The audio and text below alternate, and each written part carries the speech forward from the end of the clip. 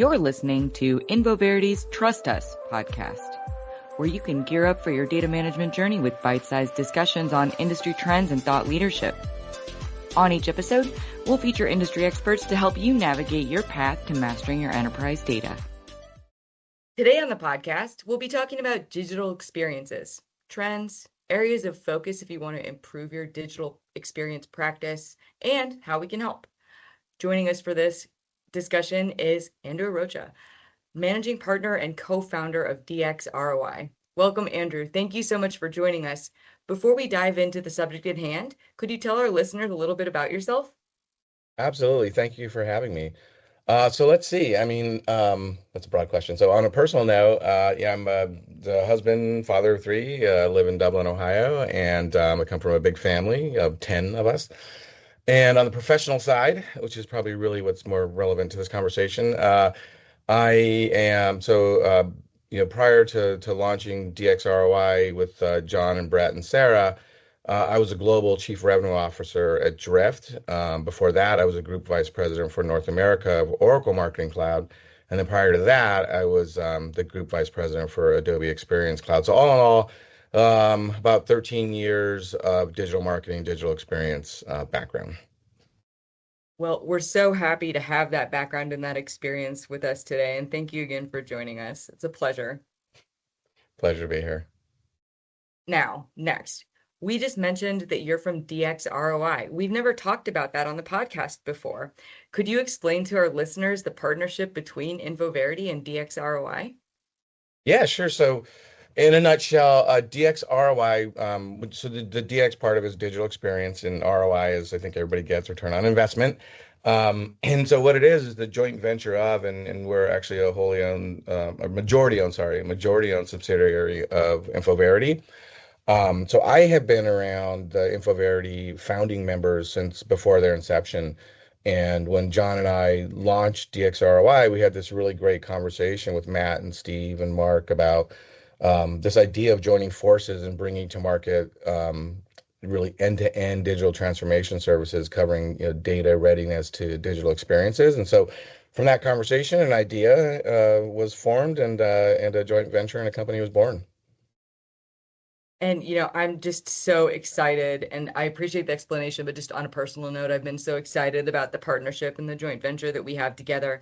I think it provides our listeners and our customers a really well-rounded set of solutions in their data space, all things data, and I couldn't be more pleased about it, and I'm so happy that you're here today again. Thank you.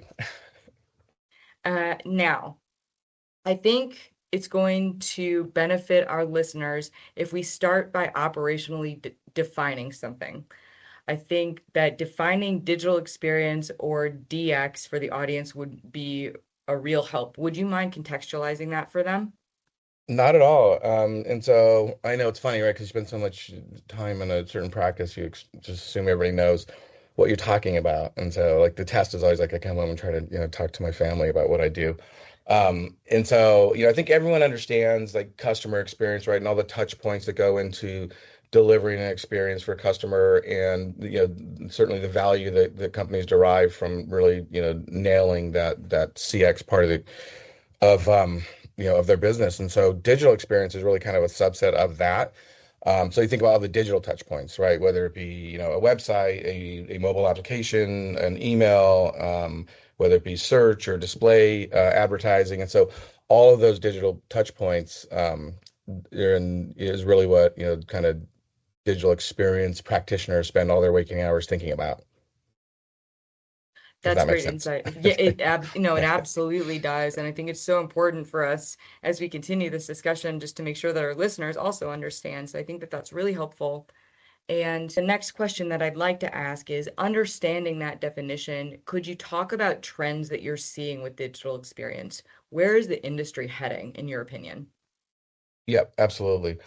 And so let's see, data's sexy again. Like, data's got its sexy back. I'll say that. And so definitely seeing a lot of companies that, have been burned by standing up the shiny object, right? Where, they'll stand up something on the digital experience side that, has a lot of promise, but what they're finding is that they kind of, didn't do all the data readiness, including, the cleansing and the aggregation, deduplication. There's just a lot, right, that goes into it.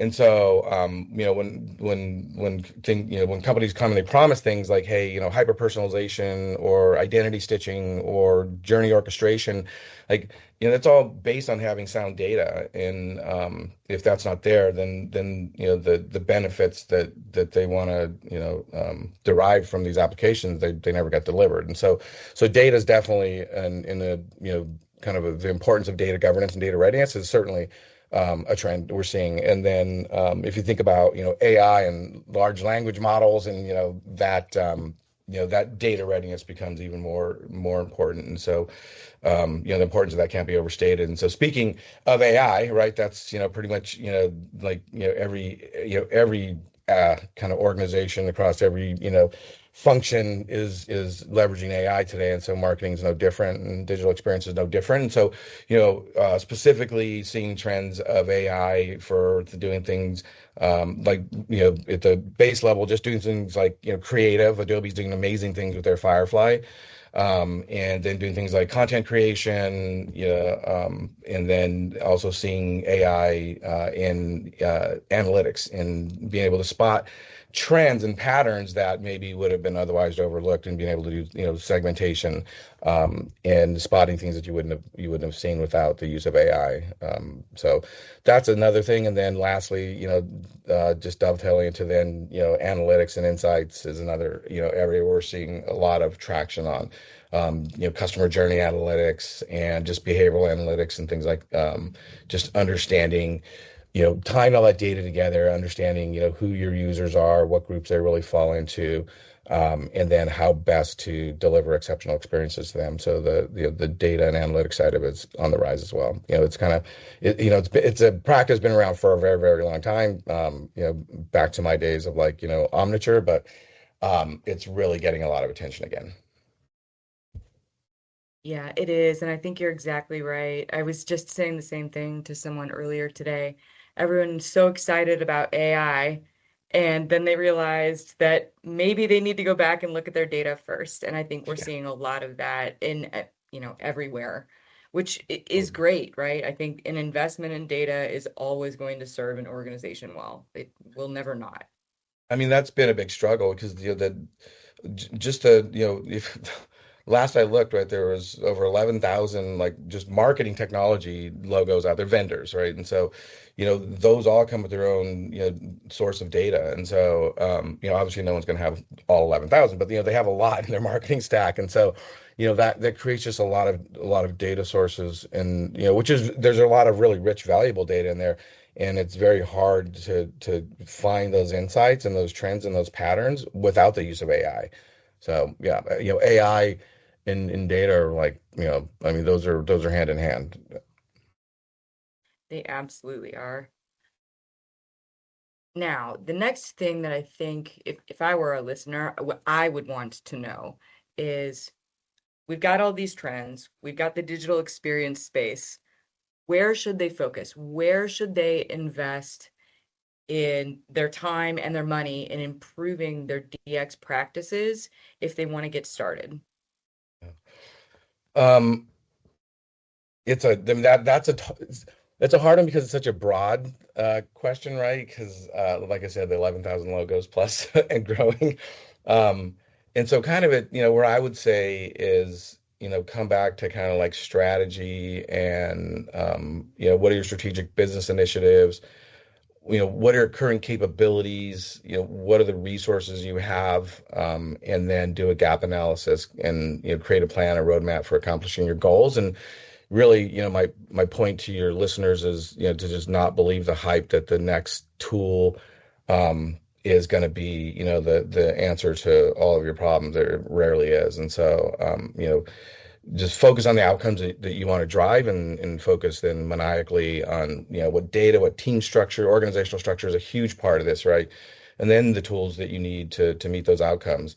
And of course, do it in manageable sprints that, you don't have to boil the ocean. And this sounds kind of, like no dub, and maybe a little too simplistic, but just know your business and know what the strategic initiatives of your business are. And again, I know that sounds simple, but you'd be surprised at how many companies we talk to that, the people in there, they really know the tool, they know the technology, they know the outcome they're trying to drive with that tool, but they don't understand really how it ties back to their strategic business initiatives. And so, I would definitely say for your listeners, like really understand your business, really understand all those things that come from the C-suite. They're like, okay, here's another thing, right? But like really understand it, like, and how the work that you're doing ties to those strategic initiatives. And so that's really what we try to do when we do engagements too. It's not just about standing up a tool or technology. It's about how is this going to, give you operating leverage. That's exactly right. And that's exactly why I think we tell the people that we talk to on a daily basis, it's not about a one size fits all solution, right? It's about a tailored solution that's going to help you achieve whatever's most important to your organization. And that's going to change, right? It's going Yes. to change for every person that we talk to. But if you're aligning what you're like the actions that you're taking with the business outcomes that you expect to see, then you're going to be much happier with the results rather than, like you say, just implementing a tool for the sake of implementing a tool or Right. cleaning up your data for the sake of cleaning up your data. Right. Yeah, aligning and getting that organizational alignment on like what that North Star is incredibly important because often you'll see, different like from executive level to the practitioner to the implementers, they have different, their idea of success is different. That's right. And, I think it's also important to start at that strategic phase too, because it also allows you to figure out how you're going to measure your ROI. Yes, If you start by measuring things and have a baseline, you're going to be a lot more able down the road to have a comparison to build from, which only makes it easier to get continued investments in whatever you're trying to achieve. absolutely. Yes. So you don't need me. You can- No, we just both happen to be experts in this space. And we're both very excited about it, I think. I Absolutely. know I am. I always am. And it's just so exciting helping customers start their journey because it's so rewarding to see those business objectives achieved at Yep, the end of the day. And to start by figuring out what those are always, I think, feels good for people who are in positions like us, consulting it with does. companies to get the most out of their investments. Yeah, I've seen, especially coming from the vendor side, of, with Oracle and Adobe, in, projects that don't go well. And that was really like how DXROI was born, was the idea of delivering, beginning with ROI in mind, on delivering these projects. And so, yeah, that's very, very near and dear to our heart. Yeah, and well, it should be near and dear to everyone's heart because at the end of the day, we should have a return on whatever investment we're making. It should be an expectation of everyone who's making an investment in these platforms to figure out how they're going Absolutely. to demonstrate a return. Yes.